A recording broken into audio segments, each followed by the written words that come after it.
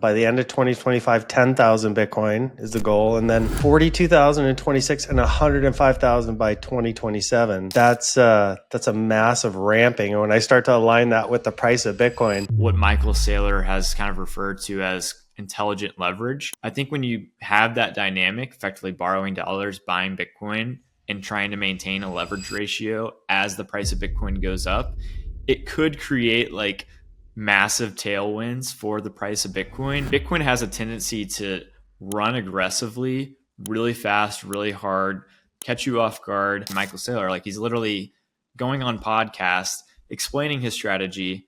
He is talking to other Bitcoin treasury companies. That's the BTC yield KPI that Saylor has created, which is like a measure of the change in Bitcoin per fully diluted share. Joe, welcome to the Byte Federal Bitcoin podcast. How are you? Good, Paul. Thanks for inviting me. Great to be here. Awesome. Yeah, I've followed your work over the years, and so this is a great honor to be able to chat with you and ask the questions I've always wanted to ask. Awesome. I love it. I'm looking forward to it. Well, first, I guess congratulations are in order for your new position there with Semler Scientific, head of Bitcoin strategy. Is that right? Yep. Director of Bitcoin strategy at Semler Cool. Scientific. Yep. Cool. That's quite an honor. That's got to be exciting. Very cool. I mean, it was sad. Like before Semler, I was at Unchained, and I love Unchained. I think it's one of the best Bitcoin companies in the entire space. And so it was very sad to leave Unchained, but Eric Semler, who's the chairman of the board at Semler, Renee Cormier, who's CFO at Semler, like great, highly intelligent people that are really excited and passionate about Bitcoin too. So it's been I think I'm now like a month and a couple days on the job, but it's been an awesome experience so far. Well, and you've got some big goals from what I understand. By the end of 2025, 10,000 Bitcoin is the goal, and then 42,000 in 26 and 105,000 by 2027. That's a massive ramping. And when I start to align that with the price of Bitcoin, like how do you operationally think about borrowing, raising that much capital to buy that much Bitcoin? Yeah, absolutely. I guess one of the pros to being a Bitcoin treasury company is we own a ton of Bitcoin already. So in a way, our balance sheet is kind of denominated in Bitcoin. And so in that sense, if the price of Bitcoin rises, that grows our balance sheet in dollar terms, which could enable us to acquire more Bitcoin. But I think there's maybe like 4 ways that we've publicly disclosed of how we intend to accumulate that much Bitcoin. And I can maybe start to go into those right now. Yeah, great. One is the common equity ATM, right? This has probably been the primary way that Semler has accumulated Bitcoin since they adopted the Bitcoin treasury strategy, I believe in May of 2024. And this is just, if the stock trades at a premium to the underlying Bitcoin on the balance sheet, people call it like the MNAV multiple, basically a multiple over the net asset value of the Bitcoin on the balance sheet, then it's an accretive transaction to issue new shares, buy Bitcoin, and that makes Bitcoin per share go up. And that's the BTC yield KPI that Saylor has created, which is like a measure of the change in Bitcoin per fully diluted share. So that's one of the ways that we can, we have been accumulating Bitcoin and we plan to use it to accumulate Bitcoin in the future. Second way would be the convertible note that we took out at the start of this year, 2025. There's a $100 million convertible note. The interest rate is 4.25%, and the money is not due or it doesn't mature until 2030. So we still have 5 years and hopefully, another Bitcoin cycle or two, before that matures. So that's like this, what Michael Saylor has kind of referred to as intelligent leverage, right? It's long duration debt with a low interest rate, and that enables you to accumulate Bitcoin in an accretive way. The third way that we intend to reach our targets is potentially through the issuance of preferred equity. We talked about this in our earnings call yesterday, it's noted in our proxy statement that stockholders are voting to authorize the issuance of preferred equity. So the vote would have to go through, and then in addition to that, Semler would then need to decide whether that's the route that Semler wants to go. But that's certainly something that we're exploring in order to reach our goals of 10,000 Bitcoin by the end of this year. The fourth way would just be from our healthcare business, right? Like Semler Scientific, unlike a lot of Bitcoin treasury companies at this point, actually was like a real operating business that existed years before the Bitcoin strategy even started. And I think in 2021, the company was worth about $1 billion market cap, and that was again like before the Bitcoin treasury strategy started. So like all of 2024, the company allocated a good portion of operating profits into Bitcoin. And, as operating profits come in the future, those, that cash flow will be allocated, at least to some extent to purchase additional Bitcoin. So those are kind of like the four publicly disclosed strategies that we have to accumulate more Bitcoin and to reach our targets. There's other things that we're thinking about and discussing internally, but nothing has been quite released quite yet. Okay, I'm curious, how do you guys think about the difference between, uh, Semler's operating entity, Saylor's got an operating entity, and how that sets you apart from the competition that might be just a pure play strategy without any operating business at all? I guess, how do you guys think of it? And then what do you think? How do you think the market looks at that, the difference between the two? The way that I'm thinking about it is via like a sum of the parts analysis, which is like a common way that Wall Street might try to value any form of company. And it's break the company down into parts, ascribe a valuation to each part, and then obviously add the parts together.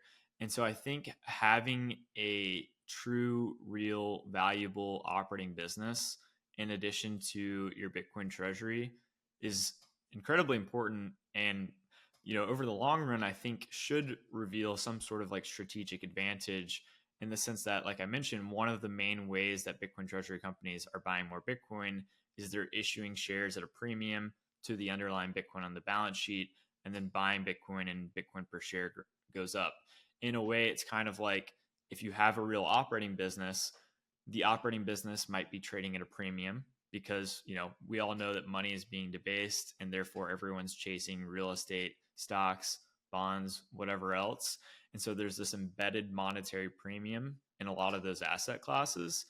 In a way, if you have a valuable operating business in addition to the Bitcoin treasury, we can kind of monetize that monetary premium if the sum of the parts analysis has the healthcare company valued at something over the Bitcoin on the balance sheet, and you can kind of perform that accretive common equity ATM transaction over and over again to buy more Bitcoin. So I think over the long run, it's probably going to be pretty important for companies to have an actual operating business on the balance sheet. I definitely don't think it hurts by any means, especially if there are ongoing cash flows that can be allocated to Bitcoin to buy more Bitcoin over time.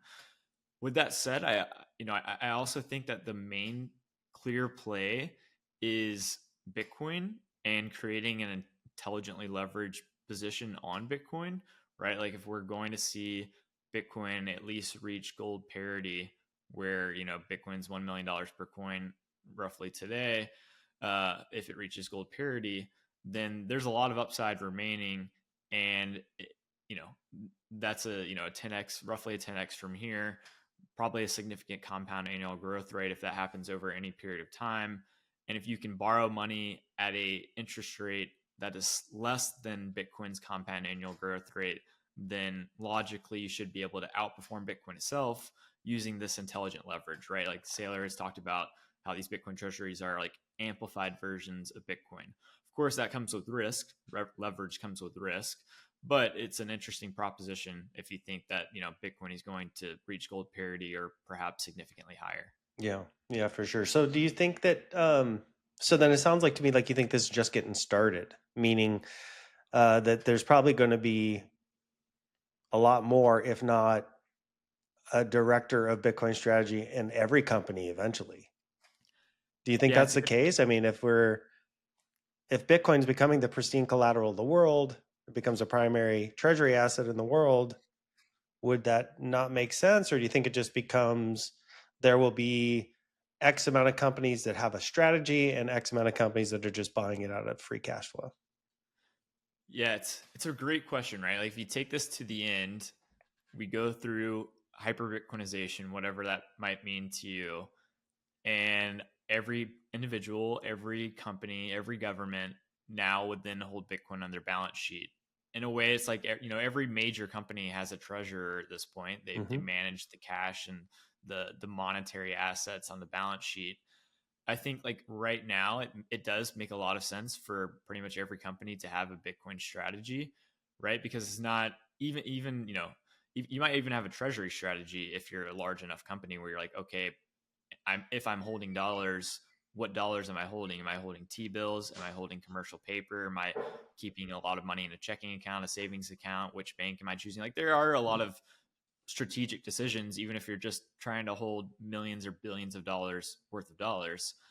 Bitcoin it gets a lot more complicated, right? Because there's multiple custodian options. There's questions on like how do you buy it efficiently, um, and also it's like we're navigating the monetization of this asset. It's incredibly volatile, and no one really fully grasped it. And the future compound, the past and potential future compound annual growth rate of Bitcoin is absolutely massive. Has been massive and could continue to be massive, and so it's like there's a lot more you know uh, alpha to be generated potentially because of the volatility and the information asymmetry like Mm-hmm. within the market as a whole. So to me it makes a lot of sense for more and more companies to, one, just simply buy Bitcoin and put it on their balance sheet, and then two, consider forms of intelligent leverage to amplify the future returns of Bitcoin and to accelerate the monetization of Bitcoin as well. So yeah, I think it's a growing trend. I mean, my view on Bitcoin and Bitcoin cycles overall for a while has been the cycles in a way will continue. It's not, I while I hope this is a straight shot up and we go to $1 million per coin and then $10 million and so on and so forth. I do expect there to continue to be fairly extreme volatility on the ride there. And I think that's why like you have people like Michael Saylor say, hey, maybe consider staying away from shorter duration debt, like take on long duration, Mm-hmm. low interest rate debt. As preferred equity is basically like, in a way, it's like credit that's never due. You never have to pay it back. And so like that's pretty appealing when you have Bitcoin, which is not a short term get rich quick, monetary tool. It's a long term savings monetary tool that requires low time preference, long term thinking, and conviction through extreme volatility. Mm-hmm. Yeah, for sure. So you mentioned custody, so I wanted to dig in there a little bit. I know from my reading that Semler is using Gemini, and with your background at Unchained, I'm curious as to understand this more. And like for a public company, are you limited to the amount of custodians you can work with? Is there a certain type of custody that you're required to use I guess to satisfy the way the public markets are looking at custody?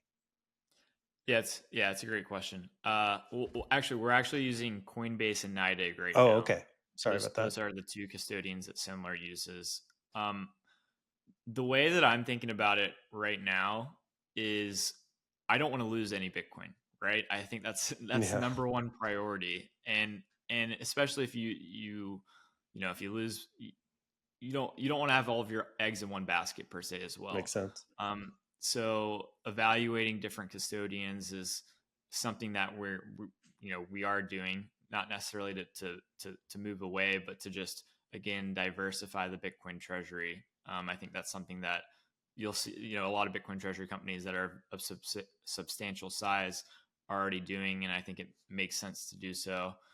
Um, Yeah, the requirements on custodians for public companies are like, there's a lot of diligence that goes in from multiple parties to make sure that you're not just partnering with a random rinky dink startup that has a ledger in their basement or something along those lines to secure a public company's Bitcoin. Like it's a pretty from what I've seen so far, it's a pretty extreme, very diligent process that goes on, and a lot of parties are involved to make sure that the stockholders' Bitcoin is and the Bitcoin on our balance sheet is secure, and it's with a third party custodian that is highly trustworthy and been operating for a while, and has good risk and controls, is SOC compliant.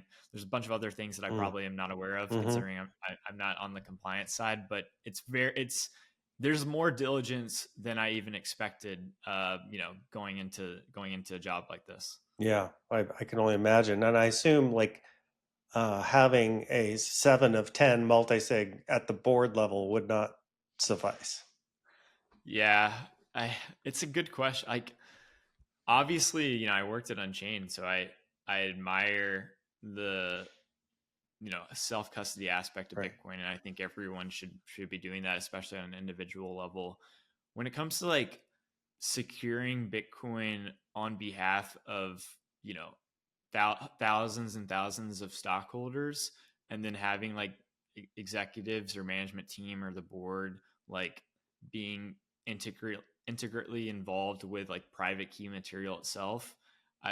Maybe that'll happen one day, but I think like as of right now, it's kind of far fetched to get there. Hmm. Um, but it's an interesting idea at some point. But I think it's still like very far away if that ever comes to reality. I Right. think it's like you know I think a Bitcoin treasury company is like a way to, one, amplify Bitcoin via intelligent leverage, two, tap into institutional capital that can't buy Bitcoin directly, and then individuals, like, you have the optionality to buy Bitcoin treasury companies, and of course you also have the optionality to self custody your own Bitcoin. So Hmm. it's like it may not ever happen on the massive corporation level, but it's critical that it continues to happen on the individual level, I think. If it did happen, do you think it would start somewhere like Block or Square,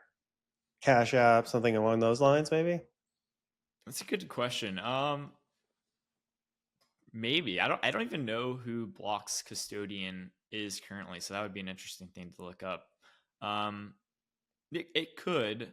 It might be like a smaller company that uh, is trying to gain Set itself apart trust or with the something. Yeah. market Yeah, to sure. some extent. Yeah, it'll But be it could be interesting. yeah, it could be something like Block too. I don't know, because they have a decent amount of Bitcoin, but it's also just it's not a substantial portion of their market cap Right. by any means. Whereas Bitcoin Treasury Company, it's almost a large portion of the company's market cap. Yeah. So one last question on this front. So with the custody, I don't know, are you currently publishing proof of reserves or do you plan to in the future? We currently are not publishing proof of reserves. It's something that we're exploring. There's a lot, like, obviously, I personally, I think it's a good idea, and I want more institutions and corporations to do it. With that said, there's a lot of operational burden behind proof of reserves. Um, and another thing, like, is, for example, Semler owes money to, or is in the settlement process with the DOJ, and we've said that with that we plan to, or we likely intend to take out a line of credit with Coinbase to pay off that loan. And the way Coinbase's line of credit uh, collateral process works is it kind of goes into an omnibus wallet that would Mm, not even qualify for proof of gotcha. reserves. And so we would be, if we end up doing that, uh, then we would end up, not being able to prove all Sure. of the reserves. Right. Obviously, most of them, yes, but not all of them. Gotcha. So And that could there's lead to complexity. confusion and questions. And I mean, we Exactly. we And know the way another thing people that, act on Twitter or on yeah, X. exactly. And another thing that's interesting with proof of reserves is like, you've seen there's been a little bit of drama with El Salvador with it, Yeah. where they've been publishing, their mempool.space or whatever, and supposedly, send one Bitcoin to their wallet every single day. Yet supposedly they're not buying Bitcoin; it's coming from another wallet. Right. It's just like it's not a it's better than nothing, but it's certainly not a perfect scenario. And I think like one thing I've talked about it with the CFO at Semler a good bit. People also aren't fully aware of like how stringent the audit process is for public companies. It's like, one, if the Bitcoin wasn't actually there, like a lot of people are getting in trouble, and it's a lot of people like colluding that are in Right. separate parties, and it's all, it would be almost impossible to do it from what I've seen so far. And every quarter it's like, for the auditors, I think you have to like move Bitcoin just to prove that you own the Bitcoin and the addresses that you're telling the auditor. So like they're it's a pretty like detailed and like strict process Mm. to make sure that you actually have the Bitcoin. Yes, like there are no public addresses that are publicly disclosed, but you're still working with an auditor that would go to jail if someone was lying, the management team that would go to jail if someone was lying. Like, Yeah. it's pretty hard. It would be pretty crazy for a company, I think, whether it's Strategy or any Bitcoin treasury company that's, based in the United States and subject to all of those rules and regulations. It would be wild, I think, for one of the companies to like say they have thousands of Bitcoin and to not actually have the Bitcoin. Yeah. That's from what I've seen so far. Yeah. Yeah. Totally understand. Um, so moving away from sort of tactically and strategically how you run these Bitcoin treasuries, what do you think that the move, right? We've gone from two in 2020, 2021 to hundreds now in the public markets. I think we're getting close to 1,000 in public markets if we aren't already there. Do you think that's changing the profile of the cycle, the 4-year cycle, the day-to-day volatility in the markets? I'm curious if you think that's having an impact or not, because the cycle seems different to me. Yeah, it's a really good question. I think like the previous cycle in 2021, I remember myself and many other people having the conversation that, oh, there's no way Bitcoin will draw down 80% again. Like, that's crazy. Like, the cycle has changed. Mm. MicroStrategy is here in a big way. Wasn't here in the 2017 cycle, obviously. And now you have this new buyer that's buying in size, and Bitcoin is really becoming like institutionalized to some extent. And then obviously FTX, we had the China mining ban in 2021. FTX was basically selling fake Bitcoin near the top of 2021. FTX then imploded in 2022, and we did draw down 80%. So personally, I've been very reluctant to say that Bitcoin won't draw down 80 to 70% again. I think that's on the table. But I also think like I have a hard time seeing it fall 70 to 80% from today's prices. Um, I think maybe a more probable scenario would be Bitcoin goes crazy for the next 12 months or so. And you have these treasury companies where like you have Michael Saylor saying, I'm going to buy the top forever, and I'm going to use quote unquote intelligent leverage to do Mm-hmm. so. I think when you have that dynamic, effectively borrowing dollars, buying Bitcoin, and trying to maintain a leverage ratio as the price of Bitcoin goes up, it could create like massive tailwinds for the price of Bitcoin. And it could, it's going to be a reflexive feedback loop, probably both ways to some extent, where it's like as the price goes up, then treasury companies that are trying to do that strategy will try to maintain their leverage ratio, i.e., issue dollar denominated debt, buy more Bitcoin, which will potentially move the price of Bitcoin higher. And then on the way down, it's like, okay, these companies might appear to be over leveraged. maybe then they're back to trading below their net asset value on their Bitcoin because the market is scared of leverage Bitcoin at that moment. And then you have no treasury companies buying Bitcoin. And that could, obviously push the price further down than it might. So yeah, I don't know. I I tend to think that if we go, to $500,000 Bitcoin over the next 12 months, then it might be logical to expect a pretty extreme drawdown, or $1 million Bitcoin. But if we don't and we just slowly grind higher, then maybe we are in like a new Right. market regime where there's just going to be less volatility and less significant drawdowns. Yeah, I feel the same way. I'm curious though if you think this idea of always buying the top is the right process, right? Because it seems to me like if your goal is to get as many Bitcoin as possible, that you would want to have these lines and access to liquidity that you would just hammer the markets when they're dropping. Um, do you guys have those kind of discussions, or is there Yeah, a strategy to buying the top that I'm not like grokking as a buyer of Bitcoin for myself? no, it's a really good question. I mean, one, it's like if you're a Bitcoin treasury company and you want to maintain your leverage ratio that you're kind of like guiding against, which I think like Sailor's kind of done this to some extent, where he's saying like we want to maintain 20 to 30% leverage. If you just do that and that's your guidance, Hmm. then by definition, as the price of Bitcoin goes up, you're going to have to buy more Bitcoin to maintain, to keep your leverage ratio higher. And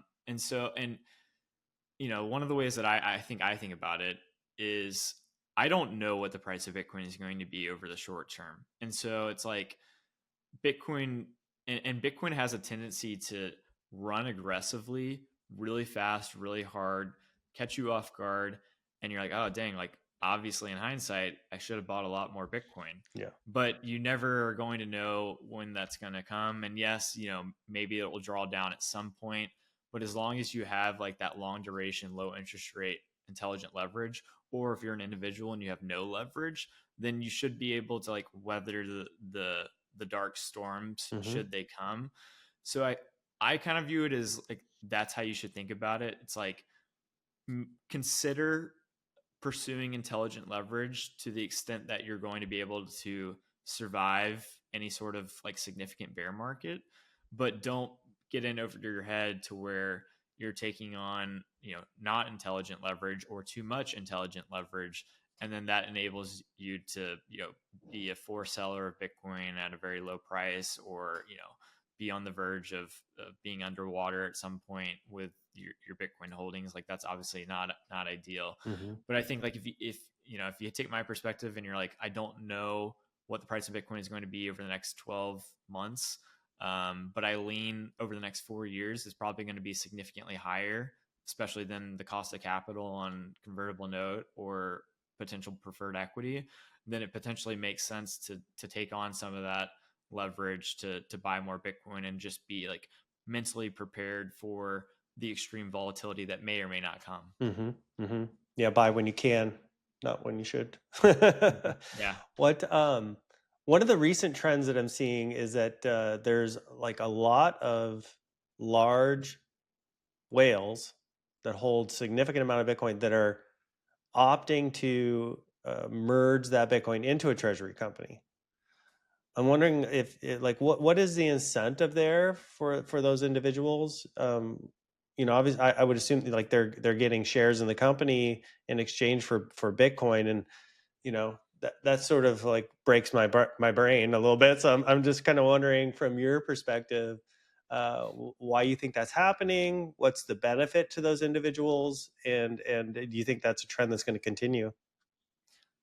Yeah, so I can talk about I believe the blockchain group, or now the B group, it's the France company, Uh has huh. done something along these lines where it was like a Bitcoin denominated convertible note from an OG Bitcoiner. I can't remember the exact terms and the exact amount. And I think like Adam Back has probably done something as well. Maybe this was his. Maybe he did Yeah, I something think with I his own think company. yeah, that's the one I'm aware of actually. Yeah, okay. But the idea that I've seen in regards to this, well, there's two ideas. One, the simple idea is probably like okay, these Bitcoin treasury companies trade at a premium to the Bitcoin on their balance sheet.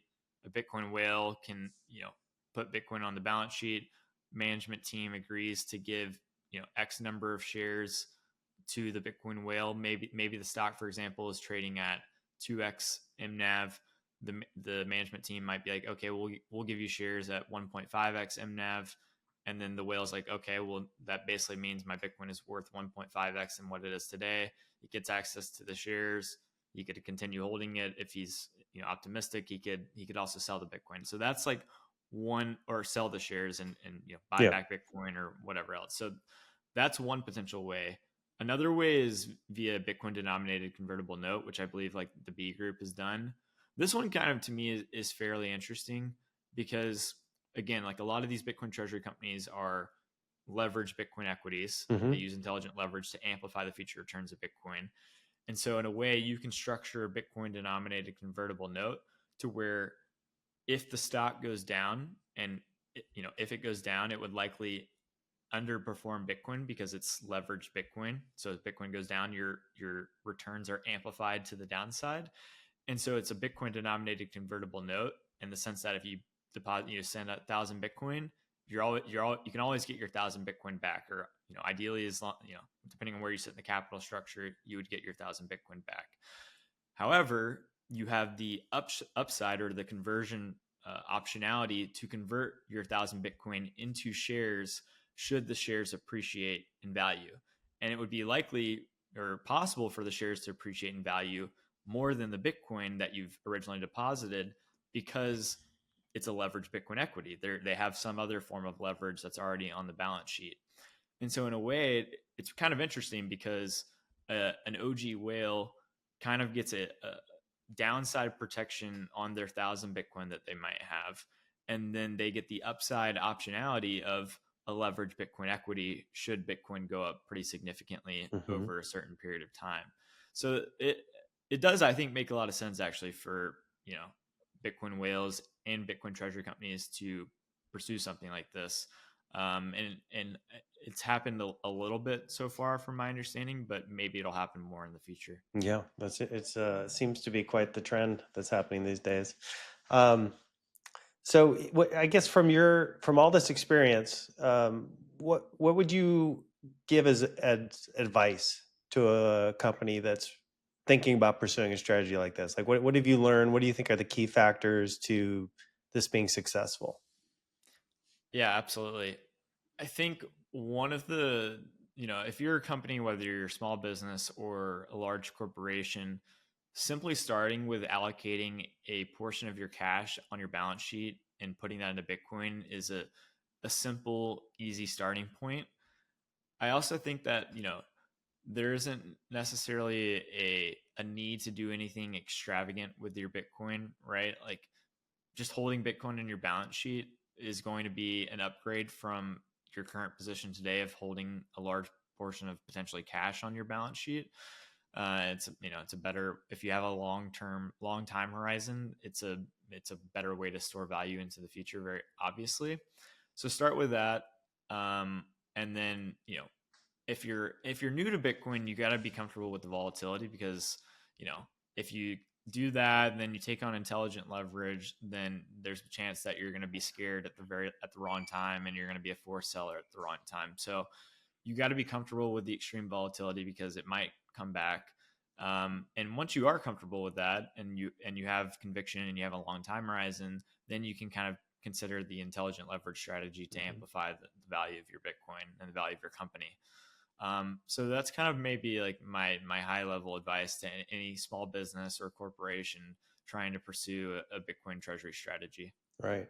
So, one of the things that I think is interesting is that, and Bitcoin has a way of aligning interest, right?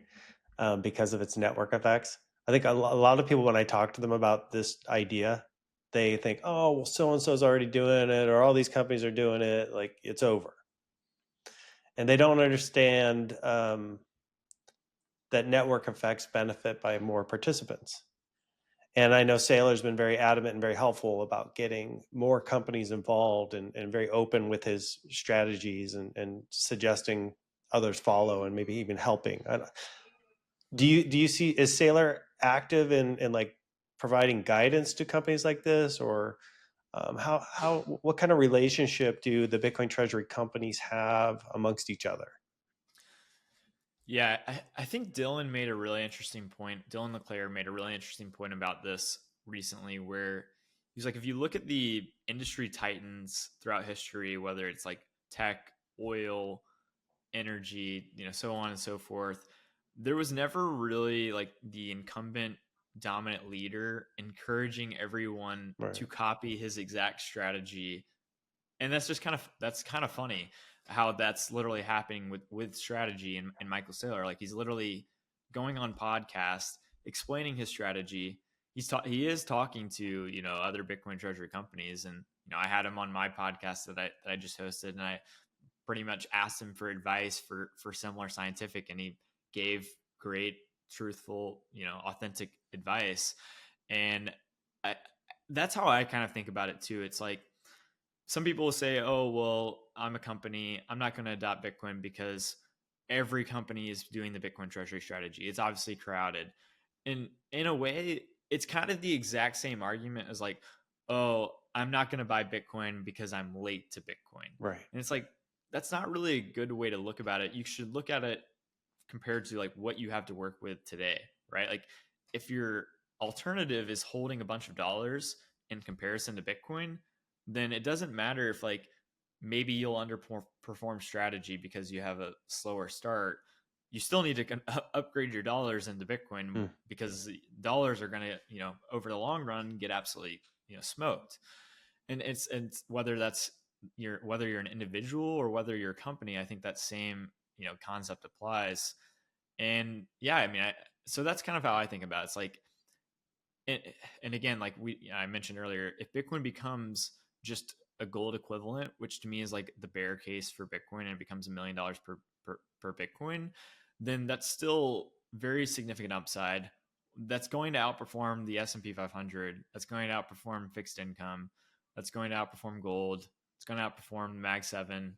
Like, it's still such, like, on a risk adjusted basis, it seems like such a simple bet, and straightforward bet, as long as you have the conviction and can tolerate the volatility, that like, you should be comparing it not to other Bitcoin treasury companies, but you should be comparing it to your other investment opportunities that you may have seen.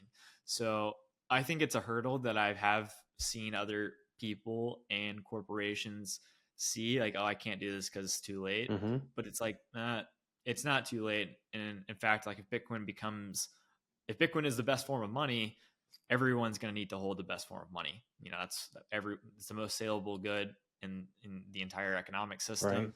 Like, you need money to operate as a family or an individual or a business or a government. So yeah, I think every company will probably eventually become a Bitcoin treasury company.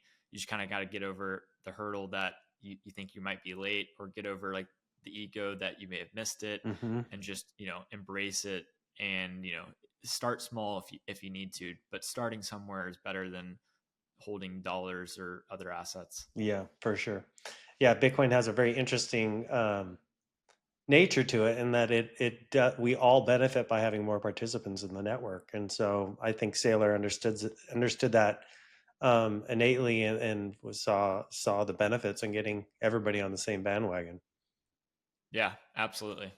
Um, so let's shift. I want to talk to you about macro a little bit, and one of the things that I find so interesting at this point in time is the U.S.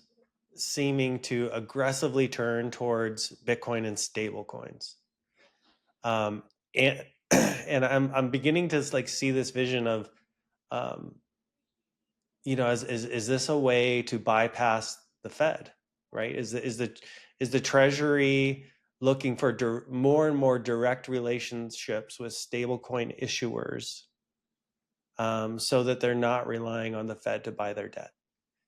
And so if that's the case, I'm wondering sort of like your thoughts on how that supports like dollar dominance, while at the same time we have monetary policy that would probably be incentivized to devalue the dollar over the long term. And then wha- is then the view or the idea that Bitcoin absorbs all that inflation, right? Is this how you do you see these things working together in this fashion, or are you looking at it in a different way? Yeah, I think that's a pretty good way to look at it. I mean, the the government embracing stable coins has been a interesting and I think promising development. And to me, it makes a lot of sense, right? Like, the United States is $38 trillion in debt or whatever the number is now. And obviously that debt is in the form of T-bills, treasury bonds, and yeah, T-bills and treasury bonds effectively. And so someone has to hold that debt, whether it's the Fed or individuals or institutional investors, or stable coins. And like, stable coins seem to be the growing segment of the market that happens to demand dollar denominated debt from the primary and the safest issuer of dollar denominated debt, the U.S. government, because they can print the money should they need to. And so, yeah, I'm not surprised at all that they would be embracing stable coins. I think it was probably inevitable. It solves a big problem that they have of who's going to actually want to hold the debt that they print, or the debt that they print effectively. And it seems like as of right now, there's massive demand for stable coins for whatever reason, whether that's, people around the world that have access to less, useful fiat currencies, or more fiat currencies that are more subject to debasement than the dollar, as the dollar is probably like the best fiat currency out of all of them. Of course, it's not perfect, and that's why Bitcoin exists. But I think it's promising to see that the government embrace stable coins. For Bitcoin, I mean, I I think it's a good sign. Like, I think a lot of people, whether it's the government or just individuals like within the United States or the world, they don't really understand what's going on with the monetization of Bitcoin. They certainly don't understand Bitcoin, and so I think it's the fact that people associate crypto, stable coins, and Bitcoin all together, and see the U.S. government beginning to embrace it, and they have embraced Bitcoin too, right? Like, we now have a Bitcoin strategic reserve. You have Bo Hines, who's like reports, I believe, directly to the president, or Scott Bessent, one of the two, and he, like, is saying that the U.S. government should, go out there and accumulate as much Bitcoin as they possibly can. You have Senator Cynthia Lummis, who's, is working on the Bitcoin Act, which would enable us to actually grow the Bitcoin strategic reserve and solidify it into legislation that would not just be an executive order from President Trump. So I think it's promising to see the U.S. government embracing Bitcoin. And I think it's going to be interesting, because, like, if the price goes down, then maybe interest will dwindle down. I would imagine, like, interest will dwindle down as stablecoins tend the size of stablecoins tends to be highly correlated with, like, the price of Bitcoin during bull Hmm. markets. For whatever reason, there's more and more stable coins being minted, and then during bear markets, it's going sideways or down. But if the bull market continues, and especially if it continues in a really big way, and stablecoin usage, explodes as well, there could be a lot of momentum to pass a lot of really positive Bitcoin legislation, including the Bitcoin Act, which I think so far to me seems like a dark horse. And it's kind of been, it was brought up at the Bitcoin conference in 2024, I believe. We've now, I believe, now passed the Genius Act. There's other things that are working on, and the Bitcoin Act seems like it's on the roadmap potentially, but it's a harder sell to get that through than the other things that have been passed. But if Bitcoin starts ripping and inflation stays relatively calm, or even if inflation starts to ramp up, it's like the argument for the United States government accumulating a significant Bitcoin position, I think, starts to become pretty clear. And I think the government is just composed of individuals, like, like individuals exist, and they have their own emotions, and they see the price of Bitcoin going up, and they're like, oh my gosh, like, I need some of this for myself, for Right. my family, or for the government. And maybe if the dollar is getting debased and inflation is hot, maybe they'll be worried about the potential to issue more and more debt in the future, and they need to hedge position of being able to print money and start buying the only unprintable money that exists. And if Bitcoin is just absolutely ripping, on a parabolic bull market, I think the narratives could start aligning really well, Yeah. and a lot of people could start moving really fast. So that's kind of like my dark horse prediction that I've kind of been saying over the last few months, that maybe a low probability of it actually happening, but it could actually it could really happen, and it could really accelerate things. Yeah, I think what you said there was exactly where my head is about this when you said that the amount of stable coins in existence is correlated with the price of Bitcoin, which to me was like the guiding principle that was the unspoken guide behind pushing the Genius Act first, then the Clarity Act, and then the Bitcoin Reserve. Because to me, it's like, if you've got the stablecoin legislation in place and you have a clear way for banks and organizations to issue those coins, then you could start to devalue the dollar through monetary inflation and drive Bitcoin price up to absorb that inflation so that it hopefully doesn't flow into food and gas and things that are going to hurt the everyday person, right? While simultaneously increasing demand for bills, which is not yield curve control, right? So it's like you can sort of see the spokes of the wheels or the gears turning, and I'm wondering if it's just they're throwing stuff against a wall, or if you think that's the game plan. That's a really good point. I definitely could see it playing out exactly as you just said. I I struggle to think that they've thought that far forward, honestly. If I could think of uh, it, come on, man. yeah, I think I think more likely it's like the Genius Act was just something that would be Get more past easily easier, passed, yeah. and they want to start with that. But I definitely think that you're right about that. Like, and it kind of relates to like the monetization of real estate as well. Like if the government prints a bunch of money today, or the Fed stimulates, or whatever else, like money goes into somewhere. It goes into real estate, and then food, and then out, and then consumer goods, and Yeah, whatever else, stocks as well. It's like now Bitcoin, like you pointed out, could be the new escape valve.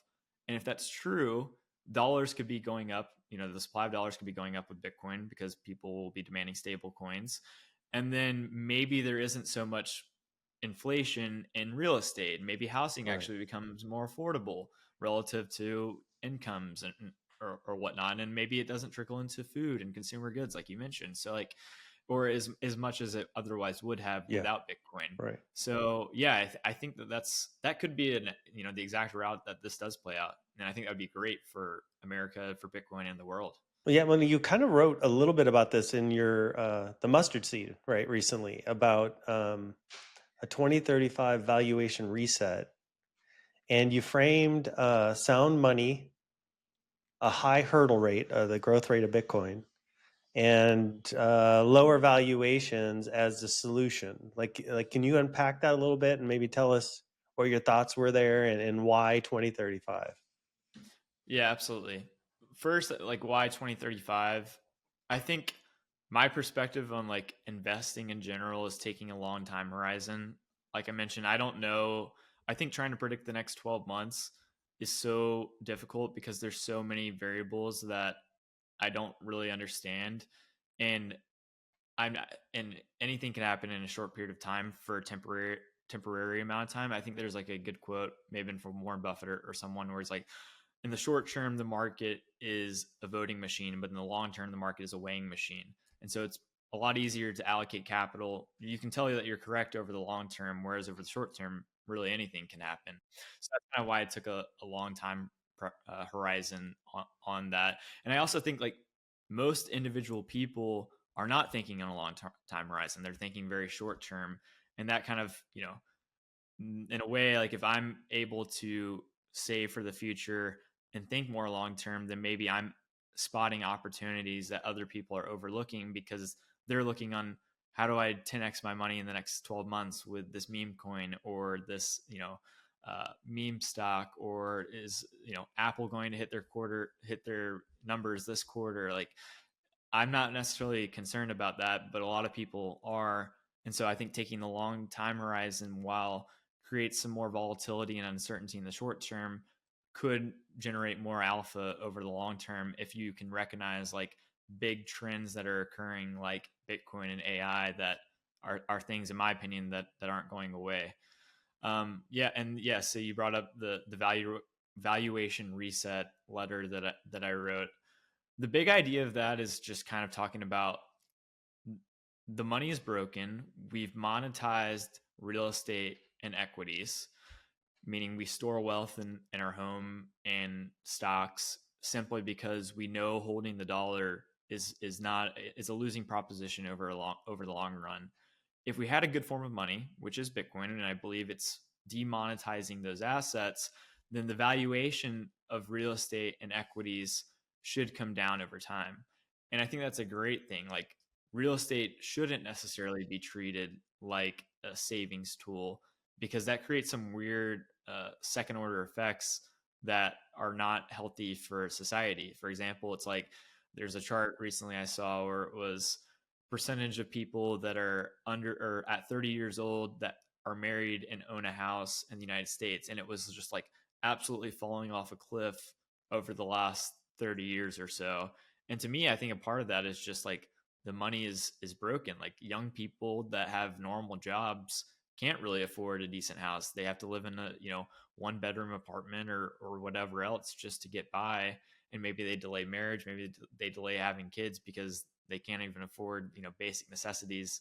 And they certainly can't save much for their future if they can't afford housing.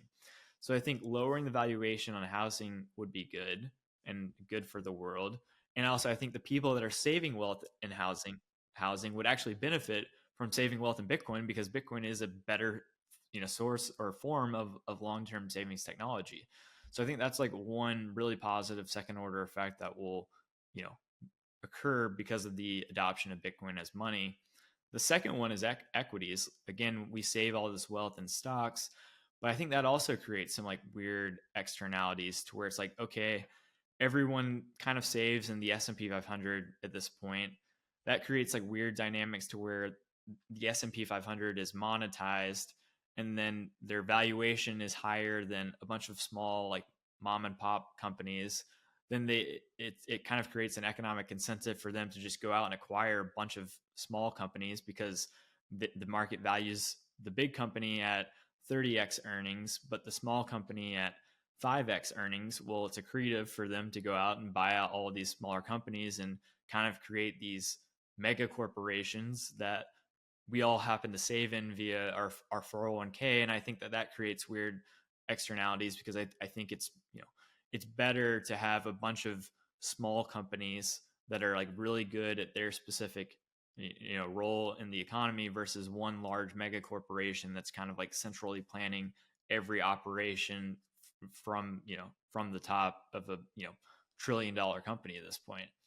And on top of that, I think it's like these mega corporations valued at very high valuations. That means that they can go out and pursue kind of like fairly stupid projects, or even you can look at like the VC space where they fund fairly stupid projects because they're again raising money to deploy into things that they quickly think might generate some sort of growth or income down the line. But since the money is broken, their hurdle rate for investment is potentially too low, so you have a lot of money just chasing really bad ideas. And so if we increase the hurdle rate because Bitcoin was money, then all of a sudden everyone has to be a lot more selective with what they're investing in. And we've seen that with Bitcoin, right? Like, if you hold Bitcoin, you kind of want to turn one Bitcoin into 1.1 Bitcoin. You don't want to turn your one Bitcoin into 0.5 Bitcoin. That's a losing proposition. So a lot of Bitcoiners just hold a ton of Bitcoin and they don't really invest. And, some people, economists might say, oh, that's a terrible thing. Like, we need people to invest in the economy to stimulate growth. But, and like, obviously people will still be investing, but the prices of everything kind of need to reset We don't need people investing in a bunch of trash ideas or mega corporations or big government via bonds and T-bills. We need people investing, we need people saving and then being very selective about the projects that they invest in. And then all of a sudden we're going to have like a potential economic explosion because everyone's going to be, or the only investments that will be made will be investments that appear to be really good investments compared to everything that we're investing in today. So it kind of creates, it's kind of just thinking about the second order effects of, okay, say we're right about Bitcoin and Bitcoin actually is a better form of money. What's the world going to look like 10 years from now? And I think it could look incredibly different. Yeah, for sure. I think there's so many factors pointing in that direction too that just coming from AI's point of view and thinking about the abundance that artificial intelligence could create. I think this sort of coincides with Jeff Booth's theory, right? That with this much abundance in the physical world being produced at lower and lower cost, all of those real world items are going to become more and more abundant and less scarce. And the only logical offset to that, right, is the scarcity of Bitcoin. And so more and more of that monetary premium is going to be searching for where is the scarcity when, they're 3D printing homes in a day versus, building a home over the course of 9 months. That's a totally different profile for the value of homes, right? So, and I think that's going to get applied to manufacturing at a massive scale, which means the price of everything should drop down significantly if something else is absorbing that monetary premium. Yep. And now Yeah, here enters Bitcoin, this most scarce asset on the planet, and I think everything you described falls into place. I completely agree. I mean, the funny thing is, or an interesting thing is, with the current way the system is set up, if there was deflation or technology deflation in basic consumer goods, there would be an incentive for the Fed to continue stimulating via quantitative easing or lower interest rates, and then fiscal spending from the government itself to try to maintain that steadily increasing consumer price level. And so it kind of creates a weird dynamic to where the money printing could actually accelerate. CPI could, if the AI thesis plays out in a fast and clear way, CPI could actually remain like relatively low and not go super crazy. But there could be a lot more lending from banks. M2 could actually start accelerating. And I agree, like at that point, all of this newly created money or dollar denominated debt would have to be chasing some sort of asset where, and historically, obviously the last 50 years, that's been real estate equities and so on and so forth. Well, now it seems like it's going to be Bitcoin, and that could be, that's going to change a lot of things. Yeah, and I don't think people have really grokked that idea yet, because that would be such a huge win for humanity, right? Because if you look historically, whenever we've gone through sort of these monetary inflationary pulses, basically to cure the debt of the overindebtedness of governments, the average Joe just gets destroyed. And in this scenario, if all that inflation flew into Bitcoin, yeah, some people would get extraordinarily wealthy, but at the same time, the average person wouldn't starve on the streets. So I think it's like one of the great value propositions of Bitcoin, and one of the great value propositions for Bitcoin being a part of the Treasury's balance sheet, um, that I think some people are missing, right? And that you can get easily caught up, and I've been there myself, where it's like, this is for the people. We don't want the government holding Bitcoin, and you can get very libertarian about it. But at the same time, if you step back, you can see, man, this actually could be a win for the average person who doesn't own any Bitcoin. Yeah, absolutely. I mean, it's just like almost any technology has benefited normal everyday people, whether they were slow to adopt it or whether they didn't even adopt it or whether they eventually adopted it, right? Like new technology creates new tools for individuals and for society to create new products, goods, and services, and so on and so forth. And everyone can benefit in a big way. And I think money is perhaps the most important tool that humans have today. And if you improve the most important tool in a severely big way, then that's going to have like massive implications for the future. And it seems like that's exactly what's happening. Yeah, let's keep our fingers crossed. That would be great. Um, so, you've talked to a ton of people over the years, and you've always kind of there talking to Lynn Alden and others about sort of this future. So I'm wondering, out of all the people you've spoken to, what do you think is the most bold, out of the box prediction that you think is likely to come true? That's a good question. That I think is likely to come true. I think like this is probably going to be a basic answer, but Sailor like before Bitcoin, you could almost say that Bitcoin wasn't really relevant before Michael Saylor in 2020, where it's like like in 2017 and 2018, to me it really felt like we were just a bunch of like people on the internet talking about magic internet money. There would be like Hmm. a couple conferences, I guess, here and there. I never went to any, and everyone like thought it had potential, and thought it was the best form of money ever created, but there wasn't like a titan or a billionaire that was like really embracing it and like really trying to explain it to the world. And then in 2020 we get this press release that a company called MicroStrategy has decided to put Bitcoin on their balance sheet. And then little did we know that it's going to be Michael Saylor who, you know, is willing to go on so many different podcasts to just Mm, try to explain, not even necessarily like talk about strategy, his company. Like he's literally just trying to explain Bitcoin to everybody in right. a way that he can grasp and he thinks maybe other people can grasp.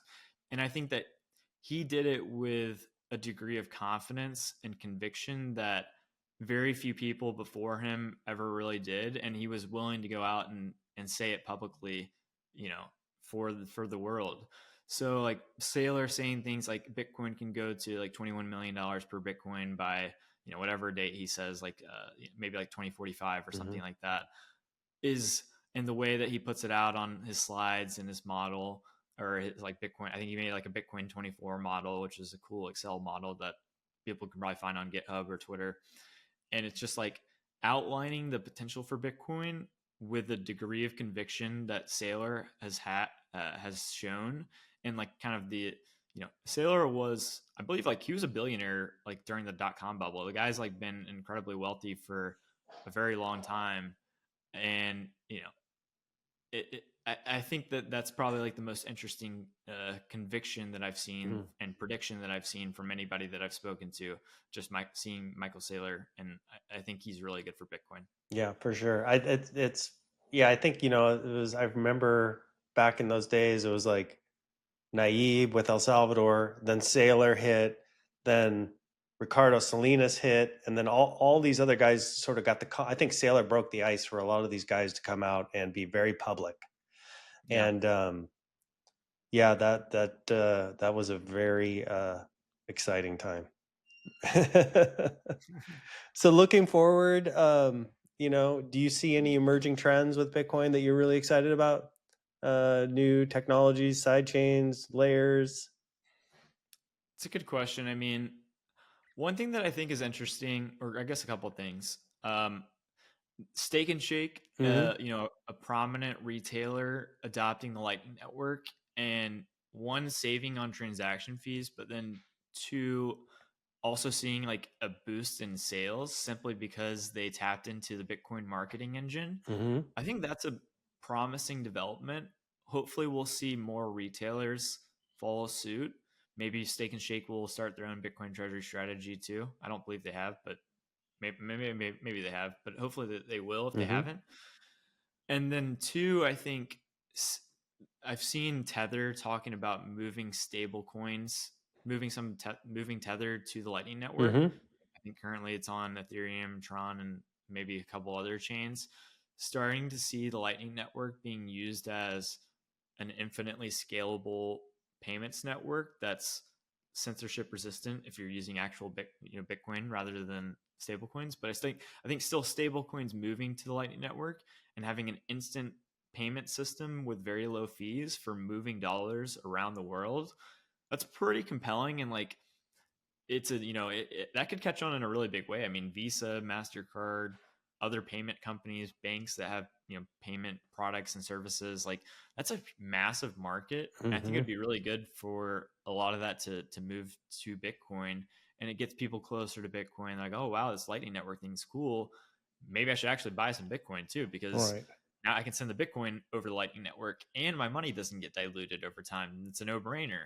So like, I think that's kind of a dark horse for how adoption kind of starts to grow in a really rapid way. Other than that, like, another development that's not like Bitcoin protocol related is strategy creating STRC, which is one of their preferred equity issuances, which is in a way a money market fund or a T-bill, or also a bank account that's a savings or checking account. I think that's a really big market that no one has really been able to tap into.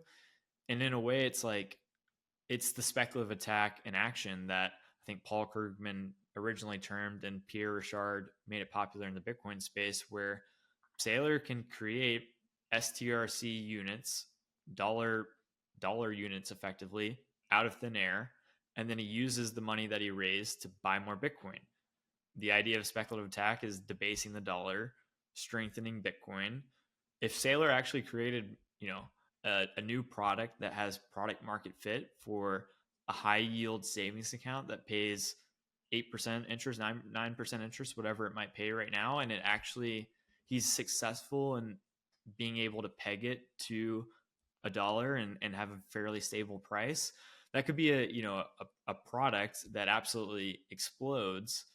He could raise many, many billions of dollars, potentially trillions of dollars, if Bitcoin goes up enough and he doesn't get too because he needs to maintain his leverage ratio.